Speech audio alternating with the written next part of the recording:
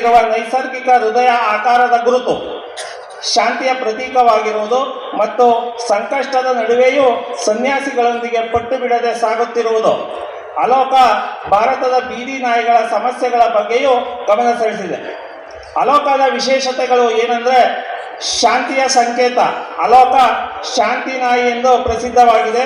ಇದು ಬೌದ್ಧ ಸನ್ಯಾಸಿಗಳೊಂದಿಗೆ ಅಮೆರಿಕದ ಟೆಕ್ಸಾಸ್ನಿಂದ ವಾಷಿಂಗ್ಟನ್ DC ವರೆಗೆ 3700 ಕಿಲೋಮೀಟರ್ ನಡಿಗೆಯಲ್ಲಿ ಭಾಗವಹಿಸಿದೆ. ಬೀದಿ ನಾಯಿಯ ಹಿನ್ನೆಲೆ. ಭಾರತದ ಪಶ್ಚಿಮ ಬಂಗಾಳದ ಬೀದಿಗಳಲ್ಲಿ ತಿರುಗಾಡುತ್ತಿದ್ದ ಈ ನಾಯಿ ಸನ್ಯಾಸಿಗಳನ್ನು ಅನುಸರಿಸಲು ಪ್ರಾರಂಭಿಸಿದ್ದು ಮತ್ತು ಅಮೆರಿಕಾದಲ್ಲೂ ಅವರೊಂದಿಗೆ ಮುಂದುವರೆದಿದೆ. ಅಸಾಧಾರಣ ನಿಷ್ಠೆ. ಕಾರಿನಿಂದ ಅಪಘಾತವಾದರೂ ತನ್ನ ಸಂಕಷ್ಟದ ಸಂದರ್ಭದಲ್ಲಿಯೂ ಪಟ್ಟು ಬಿಡದೆ ಸನ್ಯಾಸಿಗಳೊಂದಿಗೆ ಸೇರಿಕೊಂಡು ಶಾಂತಿಯ ಸಂದೇಶ ಸಾರುತ್ತಿದೆ. ಭಾರತದ ಪ್ರತಿನಿಧಿ.